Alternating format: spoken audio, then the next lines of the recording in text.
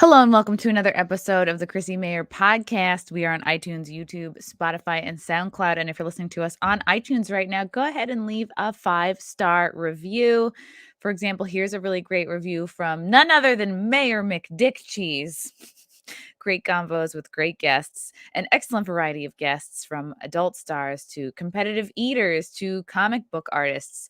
Chrissy brings the people together. Bring on angelic zones. Only tried to spell Alex Jones in a different way. Thank you, Mayor McDickcheese. Yeah, I'm trying. I feel like I'm honing in on Alex Jones. We had Owen Schroyer on this week. We've had Savannah Hernandez on a couple times. She used to be a producer for him. So one day, I think it'll happen. I'm doing stand-up tomorrow in New Jersey. I'll be headlining TIFF's in Morris Plains, also known as the Dojo of Comedy. Amanda Gale's going to be opening for me. And then I'll be back to Texas. Before I go to Texas, I'll be in Little Rock, Arkansas for the first time. Never been to Arkansas. I got to learn how to spell it. December 13th, I'll be doing the Looney Bin in Little Rock, and then back to Dallas December 15th and 16th to do a show at Hyenas over there in Dallas with Anthony Cumia and Aaron Berg. So if you're a Compound Media fan, those will definitely be some shows to get to. I want to do a quick shout out to a very cool new sponsor. It's actually I don't know if you guys are familiar with Substack, but it's like a very cool blog. So Standalone is a new Substack by Melissa McCutcheon, an artist, and she's actually a former professor who quit due to the corruption of academia. She publishes at least once a week on topics designed to offer some hope and insight into the bizarre groupthink world we're currently living in. You can subscribe at standalone.substack.com. It's free, and there's some really valuable bits of advice regarding individual empowerment and ways to stay true to your principles in the face of adversity. In fact, she just published a piece about the wave of resignations that we're seeing in response to the vaccine mandates for companies with 100 or more employees. And she weaves in her own story of her decision to leave academia. Go read and subscribe at standalone.substack.com. As you can see, she talks about critical thinking, free speech, uncertainty, like all the topics we love here on CMP. And another quick little shout out to Cushy Dreams. If you guys are struggling with anxiety, I know their products have really helped me handle mine. It's great because you can get all the benefits of CBD without getting high. They do pre-rolls and CBD in little tins. I like the pre-rolls because they're portable. They come in this nifty 5-pack. You can join the men and women who are sick of vapes and gummies and smoke your CBD. They have different indica sativa blends like Relax, Dream, Energy, Hustle, Create. So whatever you want to do with your day, Cushy Dreams has your back. Grown here in the USA, legal in all 50 states. Use code CMP at the checkout to get 20% off. That's cushydreams.com, KUSHY dreams.com. All right. I'm so excited to have this guy back on the podcast. He's been on a couple months ago. He is the host of a wonderful podcast called Modern Wisdom. He's kind of an expert in bro science. He calls himself a fake guru, but I feel like he's the real deal. Chris Williamson, welcome back to the pod. How are you? What? How are you doing? What? The last time we spoke, you were planning possibly a trip / vacay to, was it Russia with Michael Malice? Yeah, we couldn't do that. Fucking COVID, man. I'm not sure if you've heard of it, this thing stopping everyone from traveling. So I haven't heard of it. Yeah. So instead of doing that, I'm going to Austin next Friday for a month. Oh, nice. So I wonder if you'll be there when I'm there. What date? Let's see, December 15th and 16th. That's the weekend I'm supposed to come back. But if I'm there, okay. I'm there. Okay, sweet. I'll bring Malice and we can shit talk you. Oh, I would love that. Malice used to have a show on Compound Media as well, and then he had to leave it because he was working on just 2 books. So serious he's a big guy. deal. He's a big deal, busy guy. So what are you going to be doing while you're in Texas? Recording more of the same, just keep the show going, but in slightly better weather and with some good buddies. I got a lot of people out there that I'm friends with, so I'm looking forward to it. It's weird. That's awesome. You don't really think about it at the time, but you look back on this year and last year, you realize, especially if you traveled a fair bit or you're used to going and doing stuff, it's just been like one day on repeat with brief interludes of it not being the same routine over and over. So I'm really looking forward to breaking up the monotony.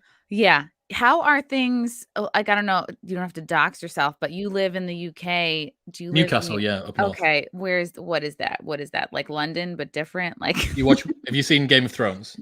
I actually haven't. That's like, I don't know. Fuck. Probably Okay. the Well, only person who hasn't it's seen the it. last city before Okay. Scotland. It's as north as you can get. It's where the cold stuff is.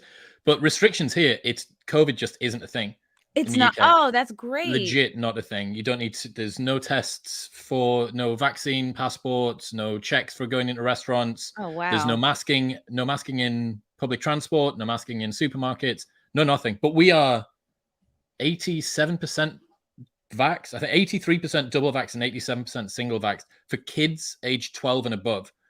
So when you compare that with America, which would probably be less than 50 if you used it for 12 and above, it's not even the same universe. Whoa. Okay. Yeah. They're starting to vax kids here in the States. Like, I know Connecticut has started like this week vaxing kids like 5 to 11. And I don't know. Most people that I talk to do not have positive feelings about it because it's just so not necessary. And it'll be interesting. I watched this video of a dad testifying to some committee who'd lost his son after he'd had this 16-year-old boy had died. I don't know the specifics around what it was due to, but he certainly seemed to have the vaccine. And then shortly after that, a normal young 16-year-old boy died. It's heartbreaking watching this dad just pour his heart out to this committee and trying to hold it together he's holding up this big photo of his son. It's really painful to watch. Oh, it's so sad because, like, everyone's just doing the best that even, I'm not a parent yet, but like everyone's just doing the best they can with the information that they have at that time. I don't think that very many parents would genuinely want to put their kids in harm's way. And you would hope that they have done a lot of research before injecting something into themselves or their kids. But yeah, it'll be really interesting to see what the next few years bring. And I don't know. I feel like it'll be a lot of health problems that get blamed on other things. And it'll be a sneaky little killer. But I don't know. I'm trying not to be like a super conspiracy weirdo. Although that's who I am. So I'm just going to embrace Sink into it. Just embrace the shit out of it. Yeah. Yeah. I love your content, Chris, because I've been like a consumer of kind of self-help books kind of like all of my adult life. And your content, like it's easier to digest for some reason. Like, I don't know if it's because the difference between like you're a guy and most of the self-help stuff I've read or absorbed has been sort of like by women for women. And I don't know, there's something kind of like gentle about your content, like just kind of easy ways to evolve or enhance, like just something so simple as like to being grateful. Like, how do you figure out the kind of people that you want to interview? What's your process like because I feel like you pluck out such interesting people and you squeeze such valuable nuggets from them. Yeah, it's a weird one. Doing anything 3 times a week means that you get pretty good at it if you hassle enough people, and then you end up finding out the ones that work and the ones that don't. I don't really know. I just follow the curiosity. And also I want to be better as well. I am the audience. The best sort of product, you write the book that you wanted to read and you create the podcast that you wanted to listen to. I'd subscribe to my own show because it answers the questions that I want. So yeah, I think it's a weird one, self-help and that whole kind of world of personal development, because people can sink into it for so long and it's just like mental masturbation. And you use perfectionism masquerading as quality control, like your perfectionist tendencies just procrastinate your shit away. But there are some nuggets of gold in there. Just got to dig them out. I really am enjoying your 3-minute Mondays. Let me bring up because it's like kind of a reflection. It's a kind of like a meaningful. I feel like it's you kind of reflecting on the guests you've had recently, and this one is just really interesting. And you're talking about like there's nothing worse than somebody who is kind of arrogant, and like you boil that down to the least endearing types of people are the ones who never admit their ignorance. Um, Knowing what you don't know and being able to admit it is a superpower. Awareness of the limits of your expertise is nearly as important as the expertise themselves. The goal isn't to appear knowledgeable, it's to be the sort of person who acquires knowledge. And I think that's just very helpful for me to remember, because a lot of times I feel like I can't speak on something unless I'm like the most expert, point of view. Maybe that's like going into like some of my imposter syndrome, but I don't know. I just love your stuff. And you deal a lot with kind of like, I guess, mental health issues. And I don't know if you're familiar with the Libs of TikTok account, which to me is like a gold mine of mental health issues. So Chris Pratt is an actor. He's had kind of a target on his back because he is a Christian. And he posted this, kind of happy looking photo with him and his wife. I think he's remarried, and leave it to the mentally ill Look at that face. Holy fuck.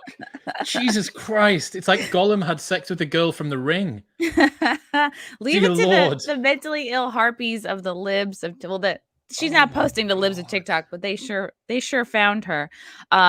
Anyway, I want to, there's clearly a lot of women. It feels like more women hating on this guy for being happy and remarrying. So we're going to watch this, and I want to get your feelings, because woohoo. Let's catch up with our least favorite Chris, shall we? The man that April Ludgate and Anna Faris are way too good for posted this on his Instagram. Guys, for real, look how she's looking at me. I mean, find you somebody that looks at you like that.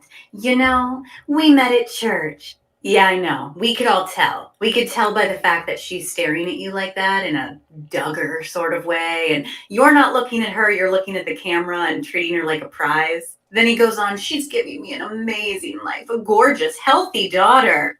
Healthy daughter. That was important to put in there, right? Don't you have a son? Wasn't he born premature? Hasn't he had health issues? Yeah. But don't worry, guys. Her heart is pure, and it belongs to him. He's got a trophy. They share a Facebook account, don't they? They do. They have to share a Facebook account. There's so much here, Chris. I think a lot of this to me is just like, okay, this is high school. In some senses, high school. Twitter can be, and Instagram, all the platforms can kind of just be like high school all over again. But it's interesting that like people will spend time like reading into the intentions of his Instagram posts. Like, how dare he mention this healthy daughter when he has another child with another woman, and maybe there's some disabilities there. But I don't know. I think the larger issue here is like a happy person doesn't make this kind of a TikTok, doesn't make this kind of a post. And it's weird. It's like, is she kind of telling herself? Like, is this TikTok for herself? Like, it's kind of like it's defensive. Who is she talking to? To me, it sounds like she's just trying to let herself know it's okay to be alone. It's like she's miserable right now. She's jealous, but that's okay, because somehow if you can find a bad motive in Chris Pratt, like, then she doesn't have to look within. I don't know whether people that post those TikToks and then get featured on Libs of TikTok, I don't know if they feel like, right, finally on the big stage, because they should stand by their content. She'd be like, right, yeah, I've made it to the fucking World Series. Like, she made it. She obviously spent time editing it and thinking about what she was going to say and putting it up. So I would be fascinated to find out if that girl is now happy that her message has reached, 107,000 views in 5 hours. That's fucking good. If she stands by what she says, that's a good bit of reach. I don't know. I mean, first thing is that I'm happy I'm not the world's least favorite Chris. That's yeah. One thing that I can take away from it. And yeah, I mean, the bottom line is nobody is sufficiently pure for the woke mob. I don't really like using the word woke. It's just become, even it as a fucking pejorative has become lambasted, but no one's pure enough. He's a guy who has posted an image about his new missus saying that he's happy with her. And the subtext of, he mentioned the son. Well, it's not her son.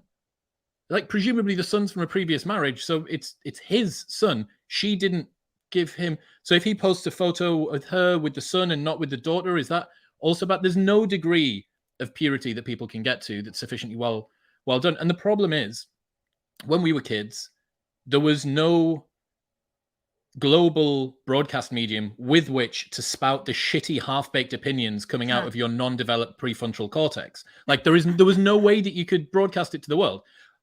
However, now there is, and we're seeing the fucking result of that in front of our eyes. So it sounds like this would just be like an outburst. You'd call a friend and have it out with her. Like, yeah, what did we do in the aughts, the early aughts? We would like write notes to our friends, or we'd have long phone calls, and we'd sort of get it out of our system that way. We had MySpace, but it wasn't. It was just you're leaving away messages. There wasn't like this need to spew out like all of your insecurities and that's the thing. This is a moment in time. I don't know. I just think it's interesting. Like, what if this woman who posted this ends up like meeting a guy and she evolves and she's really happy? I don't know. So now she has like the internet. It stamps you. It's not that you shouldn't express yourself, but I don't know. Man, I think it's fascinating. Our opinions from when we were teenagers haven't been encapsulated on the internet for the rest of time, because that's staying. That video now exists for the rest of her life. That video at that angle with her looking like she's 105% chin. I think you're gonna say 105 years old. 105% chin. Wait, yeah. Fuck.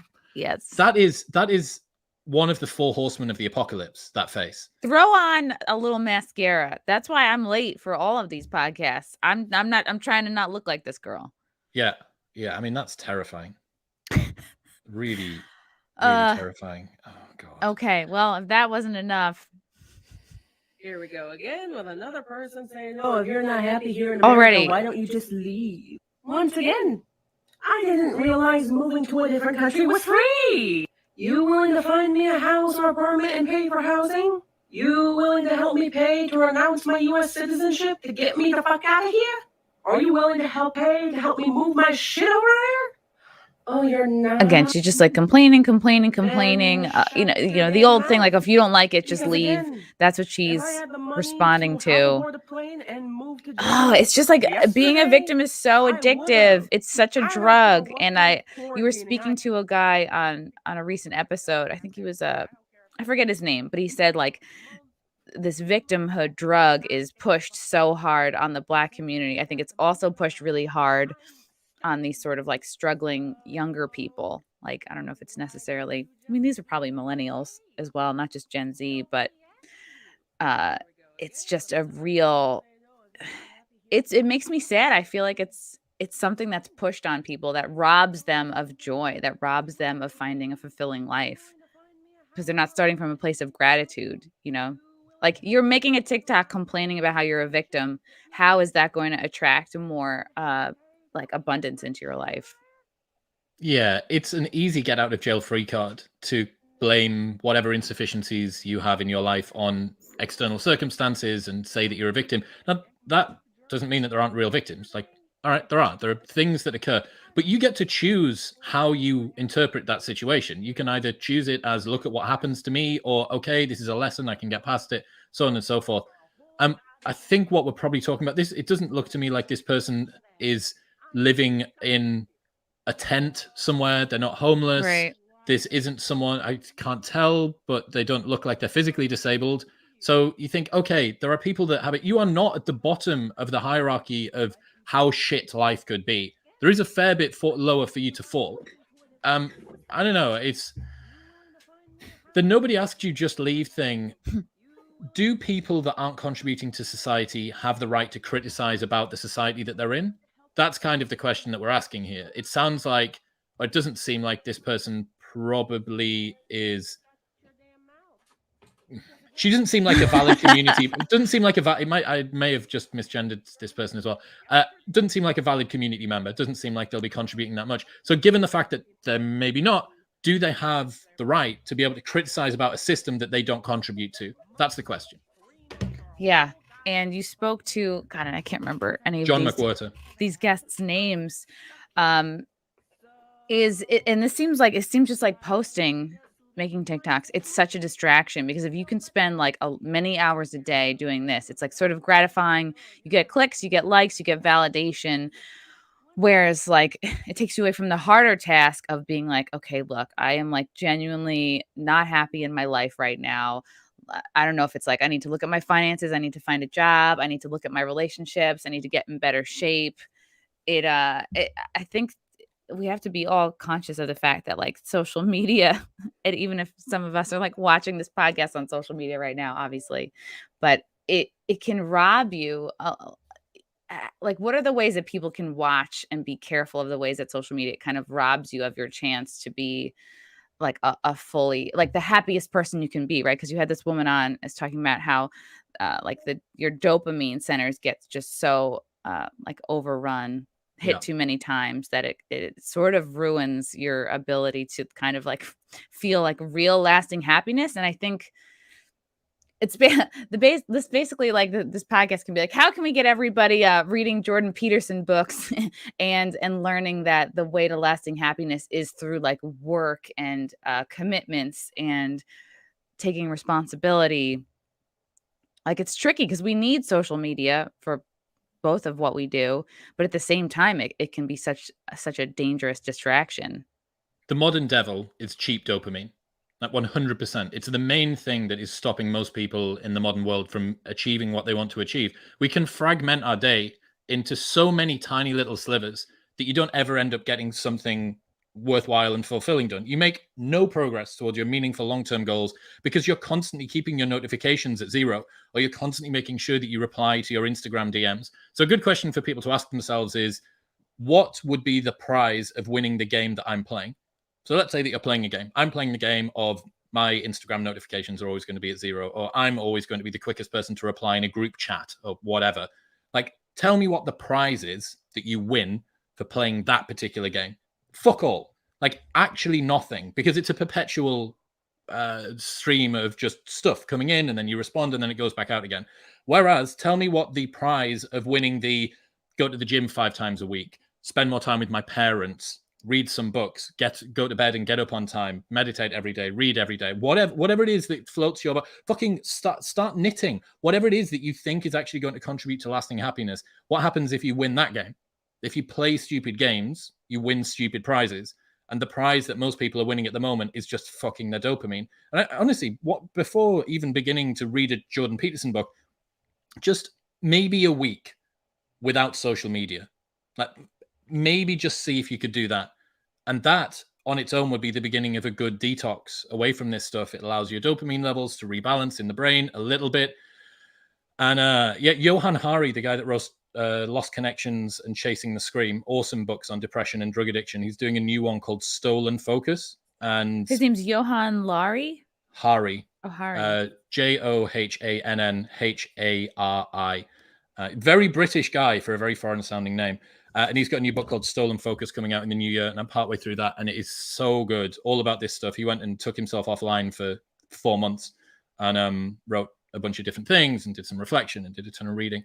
But yeah, the problem with social media is it gives you the illusion of having achieved something whilst having not achieved anything at all. Oh, so scary. Oh my God. Because I spend so much time on all of the platforms. But you have to for your work. You justify it by it being a part of your work. So what I would do if it's someone, because everyone's got a reason, and that reason, the tiny little bit of justification is what always keeps you going. So what I would say for those people, like if you do not have a reason to be on social media, i.e. you're not a content creator and your business isn't run from your social media, then I would just outright try and do 1 week off every couple of months and then probably a full month off once per year. But if it's the way that you do or I do, and maybe we can't be away, I would, if you're a smaller size creator, I would try and do intermittent fasting for your phone. So I'd have a time before which I'm not going to use it and a time after which I'm not going to use it. So let's say that you've got 6 hours during the day, right in the middle of the day when you can use it. And you know that after that, it goes in a box. Buy a box so it's symbolic. And you like put your phone in the box, and that once it's in the box, that's when it goes in. And then once you get yourself to a stage where you can outsource your social media. So I've done this now. I don't do the massive amount of my social media stuff. I have a guy that is the intermediary between me and posting. So most of the stuff that goes out Okay. has been created by me, but the scheduling's not done by me, and the posting's not done by me, and the editing of the clips and stuff isn't done by me. And you can find people that will do it for, let's say that maybe about $1,000 a month, which isn't no money at all. But fuck, I will happily pay $1,000 a month to not have to use social media beyond when I want to. If I want to go on and check, so you sent me this stuff about Dave Portnoy that we're going to talk about, and I'm going to enjoy watching his videos on Twitter, but I don't have to go on because I need to for work. And then when I do, I don't do any work because I get tumbled down some rabbit hole about something else, and I end up after half an hour having not done any work, having just been distracted. So that would be, I say that for most people, getting a cleaner and getting someone to do your washing is that they're two of the ways that you should outsource tasks that you do on a normal basis, because you can make more money during the time that you outsource them than the time it takes for you to do them.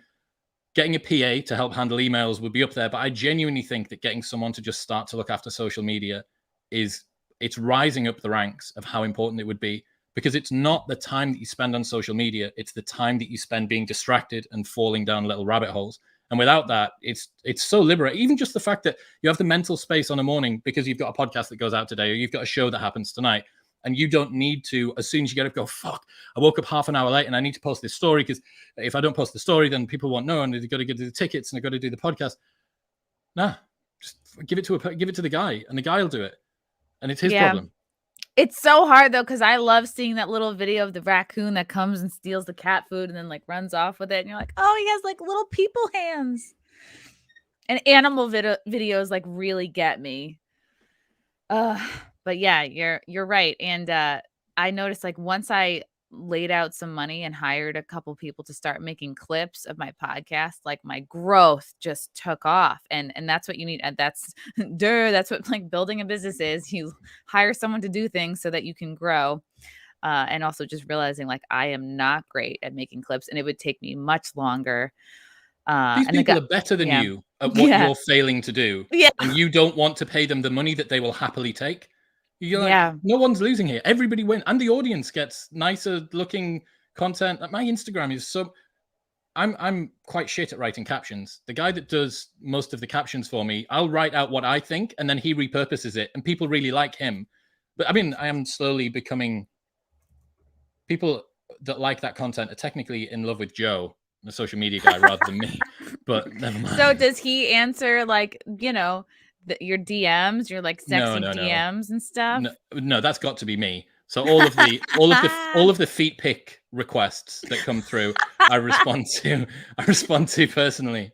Be like, no, let me have this one. This is me, Joe. Don't be sending photos of your feet. They want my feet.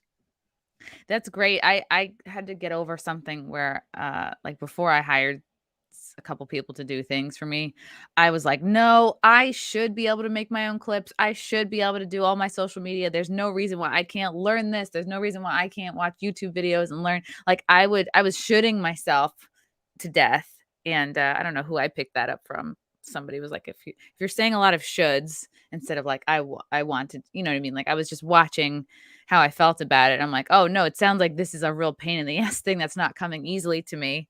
So, and it makes me feel so good to pay people to do things. Like I hope one day I can be. But then you've got like a little team of people, and you've got sort of a community, and you're all talking about stuff, and you have someone else to talk to about, oh, how do you think that podcast with Chris went, and blah blah blah. Oh yeah, that was cool. It's just nice. People don't realize this. That content creators, the vast majority of them are very lean in terms of their business. So you go into work, and most small and medium businesses might have 10 people in an office, and they're all talking, Joanne does accounts, and Jonathan does marketing, and so-and-so does operations or whatever. But there's a community of people there, and that's quite motivating. So, you know, for anyone that wants to start a business, looking at adding a couple of team members in, even if they're just part-time or even if they're just helping out, maybe recruiting before you think that you're ready is a good idea, because it's just going to give you that support structure of it not always being just you staring into the fucking void, you and your existential crises looming slow overhead, because you can get a bit of motivation from other people that are around you. And it's awesome. It's really cool, especially because it's something that you care about. And to go like, I've got a team. I've got a guy that looks after my clips. Like, it's cool. It is very cool. Would you recommend, like, if somebody is wanting to embark on like a big goal, like getting in better shape or just like another big goal for like self-improvement, do you feel like it's good for them to maybe kind of find like a mini mentor, whether that's like following somebody good on social media? Like, let's say nobody in your friend group is doing what you want to do. Like, eventually you will attract those people, right? Because they say you're the sum of the 5 people you're around or whatever. But let's say nobody in your orbit is like, say, working on getting more fit. What should that person do? Should they be following some people on social media that they think will inspire them, or you know what are the, I don't know, I guess the options for someone like that who doesn't have someone they can call up and just cheer them on? I would try and surround yourself with people that are like the person that you want to be like. So if you want to be a fit person and none of your friends are into fitness, you've got to go find yourself some friends that are into fitness. And where do they hang out? Probably at the fucking gym. So why don't you go to a gym that does classes? And it doesn't have to be CrossFit. It doesn't have to be Brazilian Jiu-Jitsu. You can find the thing that you like. Fitness is a good example, right? Find the thing that you like. Go to a place where other people that like that thing go, and just say, hey, I'm new here. Would you, where should I get started?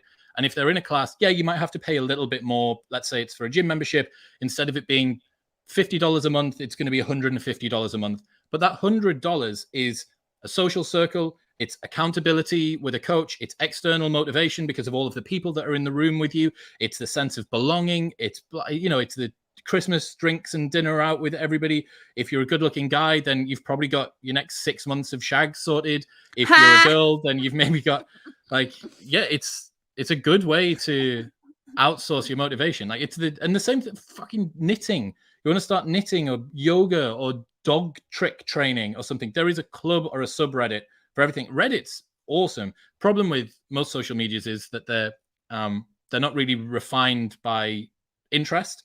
Whereas if you want to get into something, just find a group on Reddit and say, hey, I want to start doing this in this area. Does anyone know? And there will be someone that's aware of the Tai Chi club in North Carolina's whatever district. Like, there will be someone that knows it. So yeah, that's a good place to start. So more so than like Facebook groups, you think Reddit is a better spot? Facebook group is just now, as far as I can see, for conspiracy theories. Every Facebook group that I know has just been completely taken, and that's fine. Like, if your thing is going to be conspiracy theories, but if you're trying to learn how to do Tai Chi, you don't really need to have people telling you about like the melting point of steel while you're trying to do your movements. That is true. Talking about distraction, I get distracted in a lot of like conspiracy Instagram accounts, and then what's your favorite ones? Oh God, there's one that talks a lot about like the mud floods and like Tartaria. Can everyone check out Chrissy's phone case? Because that is the most trashy thing. I had to have this. I was like, that is brutal. It's glitter. It's like a two-toned. Fucking awful. You are such a weapon. Look at that. Look at this side. That rhinestone cowboy. I had to have it. I was like, this came in so many different colors, Chris, and I was like, no, I need to go two-toned. And this is like a little piece of like shungite. It's supposed to like protect against like electromagnetic waves or whatever. This tiny little crystal in here. But yeah, this is something my mom would have. It's like it's just a little tiny thing that lets people know I'm still like Long Island trashy. You've taken the one thing that you're not supposed to have near your phone, liquids, and you've attached it to your phone. Like, is this a liquid? I guess so. Yeah. It has to be. Right, because if you puncture that, it's all over everything. Oh yeah, and I will like immediately get glitter. AIDS, probably. Yeah. Yes, precisely. It's a carcinogen. You've just got like some medical grade awfulness on the back of your phone. It's just this was taken from a pride parade, and Oh no, it's I'm gonna get cancelled now. I've been canceled before. For super chat from Torgo, the white. So libs of TikTok seems to be about 50% awfuls, affluent white female leftists, and 50% teenagers expression of their 14 genders. Is that about right? Yeah, it is mostly white people. Every time I scroll on there. Why is that? I don't know. I think there's just people tend to find their groups. And then there's also, like Black Twitter. So I don't get Black Twitter. I don't either. All. I once got tagged in. I replied to something about like when 6ix9ine came out of jail or some shit, and I just responded, and everybody got hold of my tweet. And honestly, in the nicest way possible, I didn't know what people were saying to me. I couldn't work out what the problem was with whatever it was that I'd said. And there was a lot of stay Too much out of your own slang. business or something. Yeah, I don't know. A lot of slang. But look at the libs of TikTok stuff. There's it's acronyms and weird words and stuff. So I'm sure that Black Twitter is going to struggle with that as well. It's so bizarre because there are these entire little universes of people that exist on the internet. Oh yeah, I didn't know that. Like, I still don't. This is like, I'm gonna sound so old and white, but I guess just the most saying boomer thing that you've ever said. finna is a thing, like FINNA instead of you're gonna do something. And I was like, is that just a popular like misspelling of it? How did that come about? I don't know. It's just so dumb. I was like, every little group, like, how is it okay to just, I don't know, erode the language that we all speak in? I guess. I don't know. I feel like it's all fucked. Young Pei Chang. Good morning, guys. Friday. Shit, it is morning for you lot. It's 4 p.m. for me. Well, now it's noon. It's noon here. Yeah. So, yeah, Young Pei is my my only Asian fan. So I have to have at least one. Asian Twitter coming in hot. I need that. He has to stick up for me when Asian Twitter comes after me, which is about, I don't know, typing really fast and very precisely. It came after me after I did Kung Fu fighting. So I appreciate him.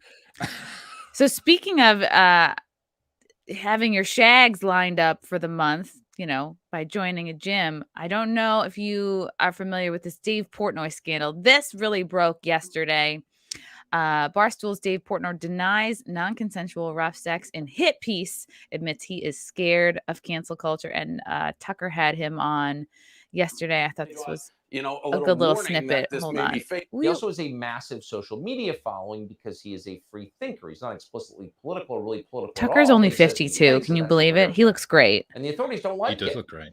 Yesterday, he announced that he suspects he's being shadow banned on social media platforms. That means these platforms are making it hard or impossible for people to view his posts. Here's what he said. Emergency press conference, I'm getting shadow banned. I mean, come on. Instagram, I had 100 followers last night. Give me a break. That's a joke. TikTok, I can't buy a comment. 6 comments on a video. I comment. Where are the comments? No comments. Nothing is working. Nothing is showing up. Is it Big Pizza? Is Big Pizza after me? Big frozen pizza? Because he does pizza reviews, Chris. He's known for his like one bite pizza reviews. Okay. I don't know. What could it be?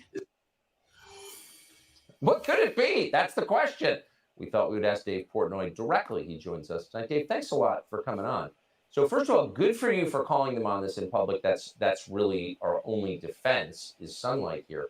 Why do you think they would do this to you? You're not running for anything, are you? No, I'm not running for anything. You never really know why they're doing it. It varies every time.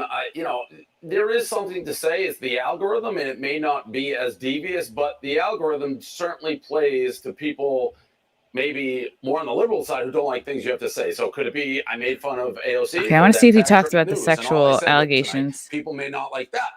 Finance, if people in a certain side, and it tends to be the big social media platforms, don't like what you have to say, there's no doubt that you start disappearing. And whether you like Trump, don't like Trump, I have no opinion on it. The fact they kicked him off, Twitter and social media totally, and then you have at one point the Taliban on there. There's no rhyme or reason for what's happening. He's such a aggressively regular guy. Aggressive, feline, creepy way to do it. If they want you off Twitter, just say, "Hey, Dave Portnoy, you it can't." Sounds like they're purposefully avoiding the allegations Huh. on this, and they're just talking about the shadow banning and the big tech stuff. Because it is Fox. I wonder if they're like, "Oh, we don't want to." In your apartment, and be like, "Oh, this guy did it." If they came out and said, "Hey, we're banning Dave because he said something that the tax." Yeah, do I have this right? Yeah, this is an article about this. Yeah, it's kind of hard to prove. The sex allegations. Yet this clip is 1 day or 2 days in a row. I get no new not acknowledging it. So there was a big, basically kind of like hit piece that came out. Supposedly there are a couple girls that, and he thinks this is something that's been planned for like 8 months, or it took 8 months for this person to come out. that, he choked her. He was too kinky. He was, so I think what happened is that he'd been speaking with this girl for like a month and a half and then flew her out to Nantucket, like first class, all that. And then I guess they banged and then they ended up talking and they like, okay, they don't share the same worldview. And then so months later, now she's saying, oh, he made me feel like I was screaming in pain. He made me feel like I was a sex doll. And then he shows texts being like, this girl was saying that she really wanted to do a rape fantasy. And he was like, okay, that sounds good. Like, he's a kinky dude. He's 44 years old. That's what happens. You get older, you get sexually weird. And these girls, I know, I think part of the problem is like these girls are all like 20 years old. And I think it just takes time. Details of a woman's claim that her rape fantasy turned into a traumatic experience. What's the difference between a rape fantasy and a traumatic experience? You're not gonna. How are you gonna have a good rape fantasy? Like, how you're not? Let's do it tame. Like, I want to. I don't know. Don't tell a guy you're into pain unless you're into pain. And also it's like you're being flown out. There's kind of an expectation there. You're sexting. You're literally sharing sexy like photos and videos of each other. And so anyway, so like obviously Dave is freaking out. He's scared right now because this is the model. Like he's a rich and powerful guy. He's worth tens of millions of dollars. He, has like this empire. He's like a good looking guy, right? And how old is Dave Portnoy? Do you know? I'm sure he gets tons of DMs. Let's look it up. I'm gonna guess 44. 41. 44. He was born in 1977. So I think he's 44. Looks good for his age. He does. I think he probably moisturizes. The point is, this is a good lesson for Dave because I'm kind of amazed something like this hasn't happened to him sooner at the level he's at. Why is he in the crosshairs? What is it that he does? He created Barstool Sports, which is like this mega, like, kind of like sports media company. And he also like has this famous YouTube channel. He'll do like 1 bite pizza reviews, and he'll go all over the country reviewing pizza. And then like, he's like pretty, he's pretty tough about the scores. I'm going to pull one up just cause he's very lovable. That's a fucking good question. Like, who is coming for him? Are the pizza people coming for him? No, not the pizza people, just like a couple of girls that he's hooked up with. But my point is that neither of those things, him starting Barstool Sports, which is what, sports betting or some sort of fantasy league type media company like thing? They kind of like, I mean, they're really kind of just like another like mini like media network in a sense. Okay. And he's very outspoken and he's free speech. He doesn't, he's obviously not a leftist. Like he doesn't come out about being, but he probably would view him as more right wing, right? Because he's just not here's the fucking problem with being on the right. Okay, the problem with being on the right is that you have no friends to the right and only enemies to the left. Ooh. If somebody goes after somebody on the left, everybody rallies around them from the left. Somebody goes after somebody on the right, you get a tiny token gesture. Everyone else is like, "Good luck, mate." There's no camaraderie, or the far less camaraderie, I think. That's a really good point. Yeah. Let's see. It was, Insider. So this was broke by Business Insider. Spoke with more than 24 people with direct experience with Portnoy and Barstool, including 8 current or former employees, some women as young as 19 who had no professional connection to Portnoy, meaning hookups, recounted having sexually explicit online exchanges with him. 3 of these women say they had sex with Portnoy, and that these encounters turned into frightening and humiliating experiences that have taken a toll on their mental health. And I joked around like, yeah, you're not really going to have great sex without putting your dignity aside. Do you know what I mean? Like you got to put some of your human rights to the side if you are like, yeah, let's have some really great, weird sex. I don't know. You're not always going to feel totally respected when you're trying new things. 2, including Madison, said Portnoy both choked and filmed them without advance permission. Another, who had depression, said she was suicidal after the 2 had sex. Imagine you're like, dick so good, you're suicidal after. And all 3 were afraid to speak out. I wasn't getting this dick again. I killed myself.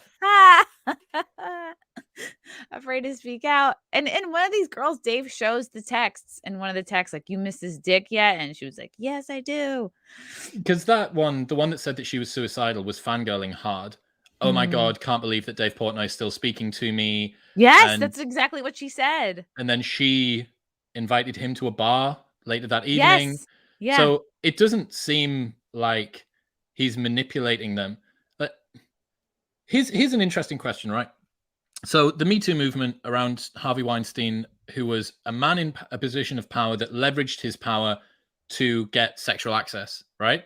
Mhm. But there is a sliding scale between, let's say there's a sliding scale between him and Dave Portnoy, who is a man that is in high status in a position that women find sexually attractive. You know, someone that is powerful and well-known and charismatic and outgoing and blah, blah, blah. That's something that you think that guy probably fucks. So it's not a surprise that he fucks. But it seems like women that, the girls in this situation who have fallen for the status game that Dave has, now, upon looking back, think, oh, actually, kind of, I was 19 and he was probably 40 at the time or something. The whole age difference thing, to me, is a bit of a bizarre one. Once you get above, because 19 is legal in US, right? It's not 21 for sex or something. That would be ridiculous. No, I was giving hand jobs at 14. Bad ones, but I was trying. At what point do you get good at hand jobs? For me, I mean, it's different for everybody. I think I probably got good like once I got to college, because I was kind of still a prude. Like I was saving my holes, you know. I think I had anal sex before regular sex. I went to a Jesuit college and I was like, you know what? God doesn't care about the back hole.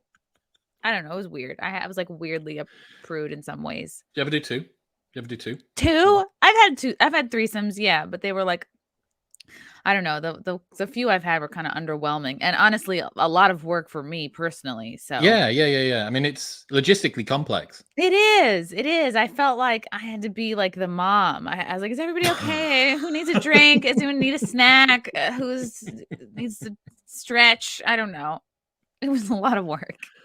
Fuck. So the Dave Portnoy thing, I get it. I'm terrified as well. Everyone is. Every guy that's got a sexual history and is remotely in the public limelight should be pretty concerned. But I think some lessons that you could take from the way that Dave's handled it is it plays into his persona, right? Because he's quite an open guy and quite an honest guy.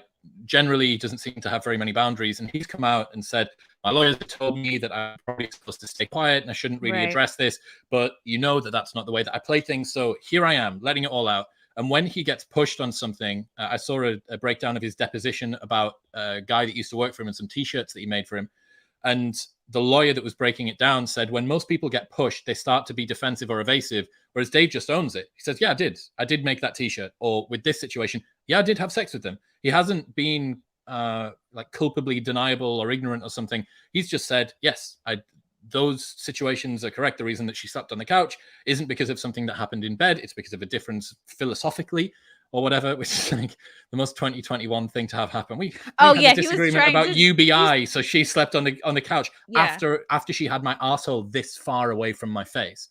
Like, be like, yeah, it turns out she's 20. We have nothing in common. Surprise! Like other than banging, sure. The pillow talk wasn't that good. Yeah.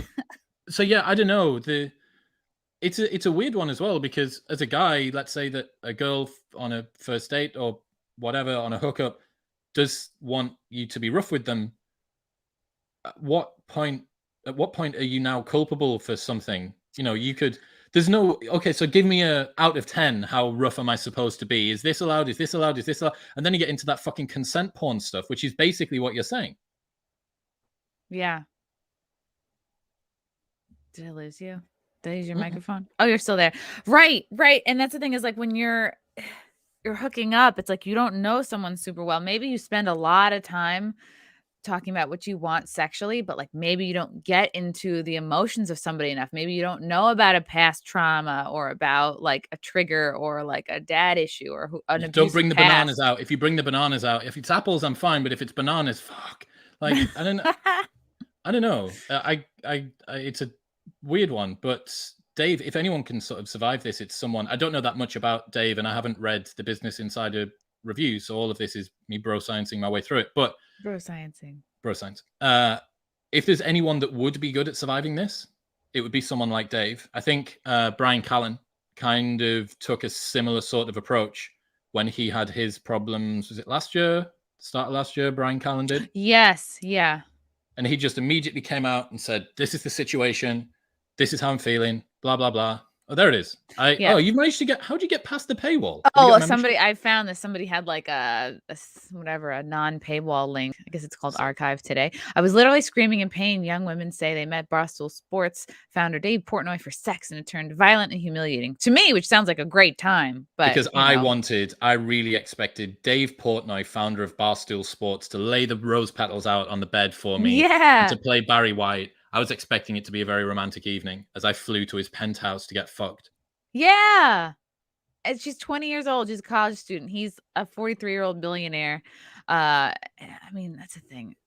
Both people, like they're Snapchatting, they're texting. He sent her graphic videos of other women he'd slept with. To me, that is like, if that's true, that to me, like that says a lot, you know, and then proceed from there. Like, okay, he's a little conquesty. He's about trophies. He might videotape you. I think it's just not thinking, you know, or you think, oh, it's going to be different with me, like who this person has shown me to be. It'll be different when I come around. Yeah, and she even said, I'm interested in a rape fantasy, one where I don't have control of what's going on. He said, you and I are getting along so well. I'm like getting hot listening to this conversation here. And flew her out, first class plane ticket. Like, you had me at hello. Even if you get me a coach ticket, like, girl, I'm down, you know? A carry-on, that's exciting to me. The trip was a traumatic experience. Talking about how they would order pizza instead of going out. Good guy. Use your speciality, your expertise. Yes, he's like reviewing. I made a joke that, like, you know, he's reviewing the girl like he would review a pizza. Like, you're a little floppy. You're a little not that warm. You're kind of a drunk slice. 3.4. You know, and she's like, oh no. They started kissing. So here's part of the text. And I think she had sent this to a friend. We had sex one time. Here's where she's saying it was so rough. We've all had sex where it's felt rougher than you would like. It's like it maybe doesn't necessarily mean it was violent. You could have just not been adequately turned on. There could have been not adequate foreplay. Again, it really comes down to like so much communication needs to happen, especially if you're getting into any kind of kink territory. Mm-hmm, mm-hmm. It is a dangerous game to play on the first time that you meet someone. Yeah. The whole point of kink is that it's controlled danger. Yeah, you're scared, but you have sufficient trust in the person that you know that the fear is a little bit assuaged. Yeah. She's saying she felt like a human sex doll. Couldn't breathe. Spit in her mouth. We've all had that happen. No big deal.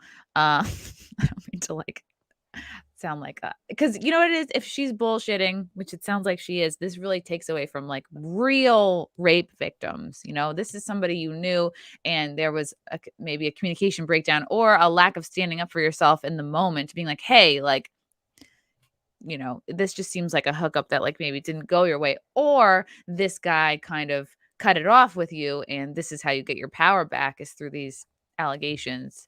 Yeah. It was painful. Stop running away from me. And then a lot of these things, you know, Dave says, you know, I didn't say that. And they didn't have sex again. She slept on the couch. About differences about Aristotle's eudaimonia or whatever the fuck they were debating over. Yeah. Pillow talk had descended. I want to sling it. Portnoy responded, I've gotten better. For years, Portnoy has managed to escape scrutiny. No, he hasn't. He's been constantly scrutinized. Yeah, a Barstool documentary series produced by the media company features Portnoy forcefully digitally penetrating a sex doll. Oh, God. How could he? Declaring himself the Finger King. That sounds great. I want to meet the Finger King. Young men who called Portnoy El Presidente follow the mogul's every move, buying up the Barstool merchandise printed with logos like Team Portnoy, Portnoy Musk 2024. This is the thing right here. Young women tag him in provocative photos and videos in an attempt to get his attention. He reminds me of God, what was that guy? He was always pictured with models and he had like a beard. Dan Bilzerian. Yes. Oh man, and he was like, I think he would something of it's people say that he would like juice up his arms to make them look like, you know, bigger. Jesus. Like I don't know, he would get like injections or whatever. But yeah, Portnoy is like a more genuine dude than Blazarian, of course. Like, yeah, he's a lot more relatable. Dave, come on in. We personality. have pizza and pussy. 10 out Look of at 10. that! Look at that! Look at this grade. He's like a college icon because he's just a fun hang, and he likes pizza and girls, which is like that's every person in college.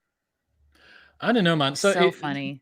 Obviously, there's a problem here that someone that goes through something traumatic it's going to be difficult, and it's a tentative situation. But what did you think you were getting with Dave Portnoy, the fucking Finger King?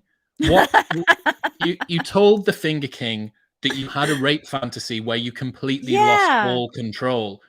So putting this, I don't know if anyone is putting this in the same category as rape, but I don't think that it can be, presuming that the way that she's texted has continued in person, and it's only going to escalate from there. You've had a couple of drinks and you've had some pizza or whatever, and you've been flown out first class and you're all excited. It's just going to get more and more from there. Yeah.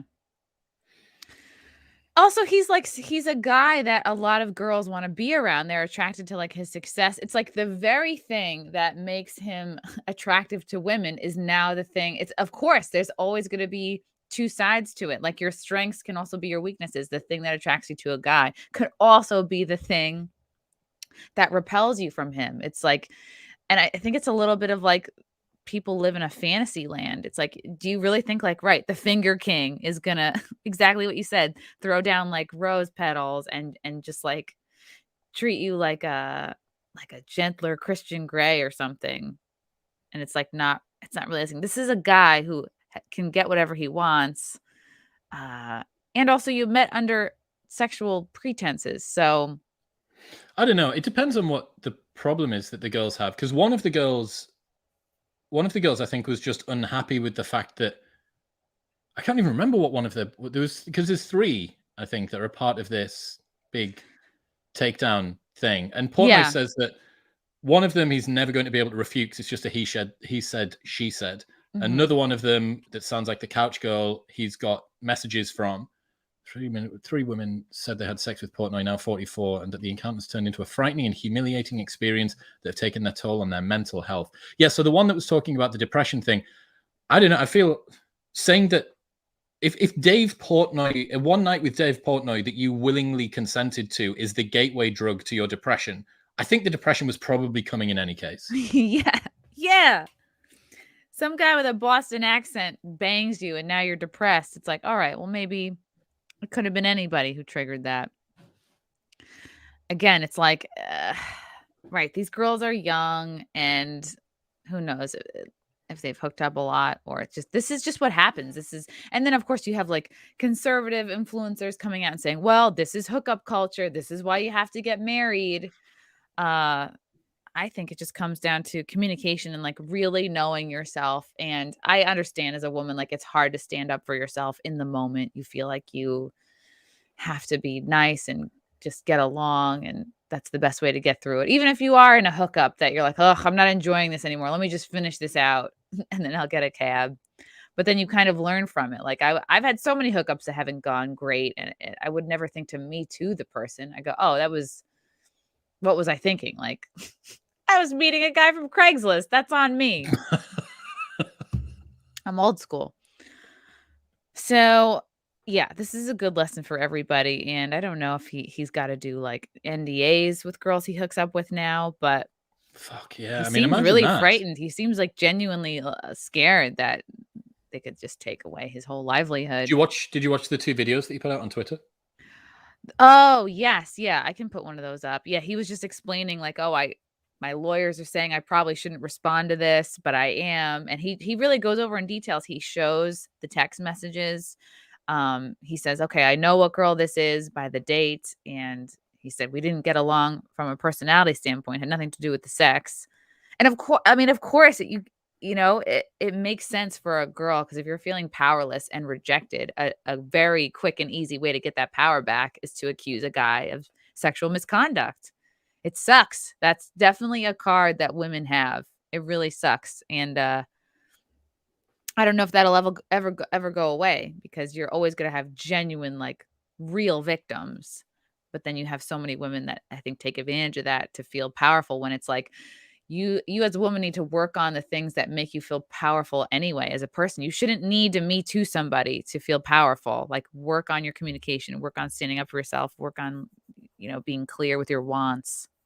So the fundamental question here is what Dave Portnoy did immoral or wrong? Let's say that what the girls are saying is true, that was the way that the incident went about. If they didn't bring it up at the time, if this girl was so keen to fly out there, did she decide to have second thoughts during sex, partway through? I don't know, maybe. But we're never going to know that. And I think anybody that doesn't distinguish what we've got, this story about Dave Portnoy, with a proper case of sexual assault or misconduct, that there has to be some light between those things, or else, for all of the rape victims out there, like, where was their fucking first class ticket? Where was their like pizza and penthouse suite? So yeah, I don't know. I just think it's a weird one. This is I don't think it would be a news story if it wasn't Dave Portnoy. If it's not newsworthy, if it wasn't the person, then I'm not sure, because a sexual misconduct case is newsworthy no matter who it is that does it. But this only seems to be relevant because of the person that was involved. And the person that was involved doesn't seem like it's that surprising that it was them. The fucking Finger King. Like, come on. And like, I think these women are so stupid because, like, think about it. Like, you're reaching out to this guy, and obviously, like, there's the connection you have is sexually based. You know what I mean? It's not like, oh man, we're talking on the phone, we share all the same values, like, we're going to start dating. It's like you started from a sexual point. So it's like that's your foundation. And then when you meet up with somebody and you're like, oh, well, it was just about sex, or the sex didn't go, well, fuck, that's. What would you say to people that say, just because that was the way that the exchange began doesn't give him license to behave the way that he behaved? I would say, the only thing that I've read that I have a problem with is, like, if he's videotaping somebody without their consent. That's fucked. That's a little fucked. But I would, if I was like blowing a dude and he was videoing me, I would like knock the phone out of his hand. Like, I would right away be like, what the fuck are we doing? Unless someone is secretly filming you, which is a whole nother thing. But and if it was secretly filmed, then how would they know that it was being filmed? Exactly. I'd be like, well, now we have to leak a porn. There was a guy from the UK, he's called Stephen Bear, and he had CCTV in his garden, and he released, it was an XXX missus, and he released a video of her going down on him in his garden, and he has to fly back to the UK for some court hearings. Like, Stephen Bear is the UK's worst export at the moment. He's just got full on open fucking videos all over his Twitter, and that's one of the people that we're broadcasting to the world, is it? Stephen fucking Bear, and his video of his girlfriend licking his arsehole out as he stands up against a wall. Wow. On Twitter. Yeah, full on. He should be the Finger King. He is the Finger King. That's the real Dave Portnoy, and him can have a finger off. That's the thing, is like, you can sexually exploit yourself, but you have to be. That's the thing. I think that a big problem here is, like, women are like sexually exploiting themselves, but they can't. Like, not everybody can do OnlyFans. Not every girl can get into porn. Because some people just don't have the spirit for it. Like, you just can't live with yourself in that way. And I think a lot of it's so easy on social media to, like, as a woman, sexually exploit yourself. It's so easy to take like hot photos and videos of yourself. It's so easy to text. It's almost like you've oversold yourself, and then you have that human experience, and it's like, oh, well, shoot, I can't back up. Like, if you give 90% like sexiness online, and then you get in person, and maybe you only want to give like 20 or 30% sexiness. Maybe you just actually want to talk or hang out. It's like, it's so easy to oversell yourself online, and you get in person, and you're like, oh, what's the disconnect? Because Dave's like, oh, I expected all this because you talked it up. You talked such a good game. You look so good. It's like, I want to fuck. You're giving a guy all the green lights in the world. And I think women are kind of trained do that, because almost like that's how we provide the most valuable. That's the most value, or that's how we are going to be liked, is by You know just that it's being the very most sexually effective, forward. one of the most effective tools that you have to get something out of a man. Yeah, that's a really good point. So, I mean, one of the lessons there for girls is try and enter an exchange under the pretense that you want to continue it in. If you know that you're not in for the rape fantasy where I've completely lost control, quote, quote, if you're not in for that, then don't say it. But it's so easy to say that, because as a woman, like, oh, this guy is really gonna like this. I'm gonna feel validated, and I'm gonna feel like, wow, this powerful guy, I'm able to like turn him on. Like, that that's the feels same really as the good. guy that says, oh yeah, that Ferrari's mine and that penthouse is mine and I own this business, and you turn up and he's living in a tent somewhere. Right. Yeah, and it's like, wow. Yeah, that feels really important.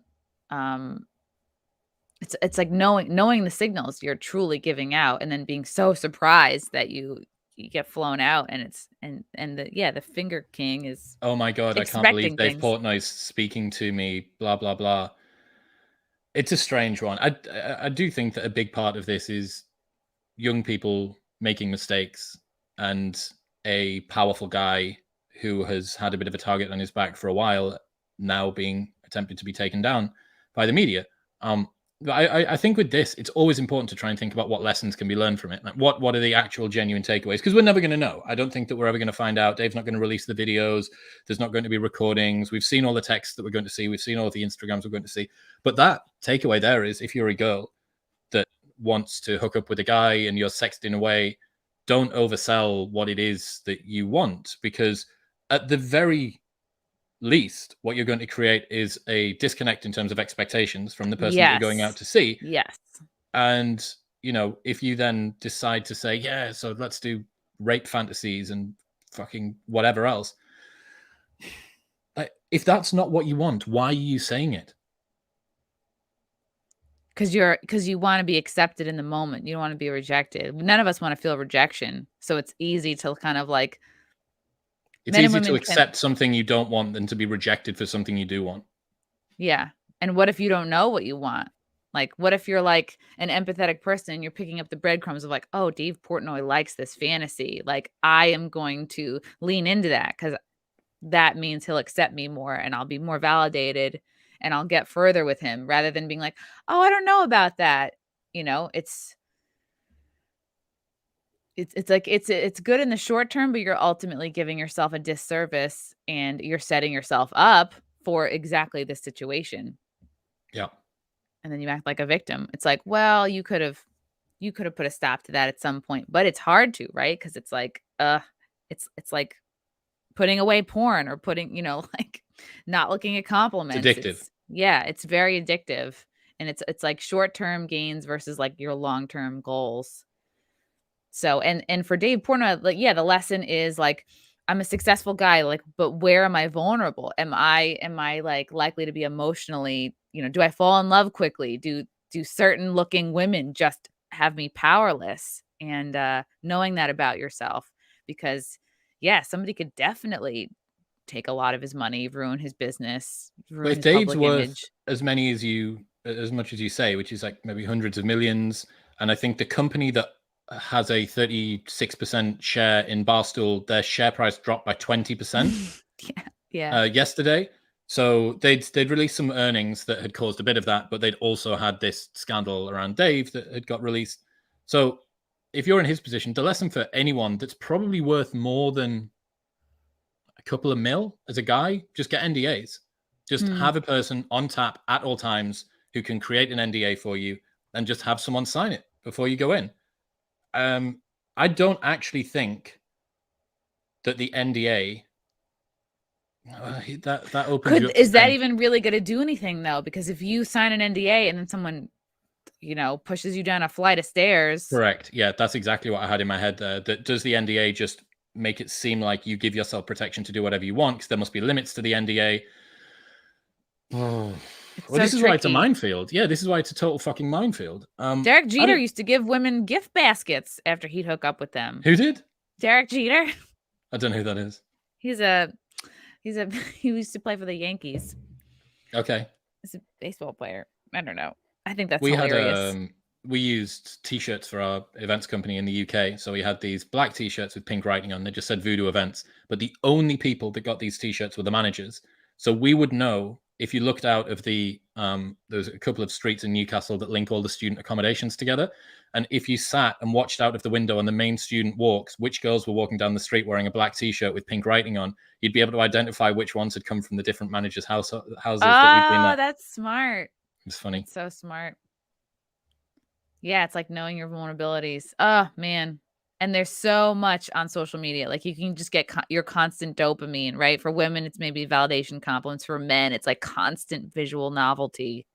So, wow, we figured it out, Chris. We solved everything. Fixed it. Yeah, exactly. Me too. Fixed it. Dave Portnoy's legal issues. Completed it. Asian Twitter. Got it. Asian Twitter. Yes. All the Twitters.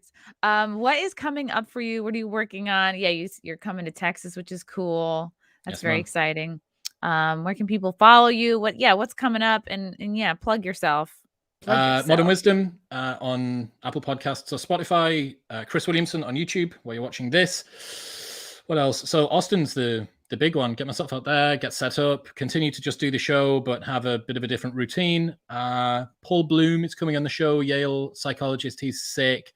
Andrew Huberman is in my inbox. I'm trying to sneak Jocko in at some point. He's got a new fiction book out, so I'm going to try and sneak him on.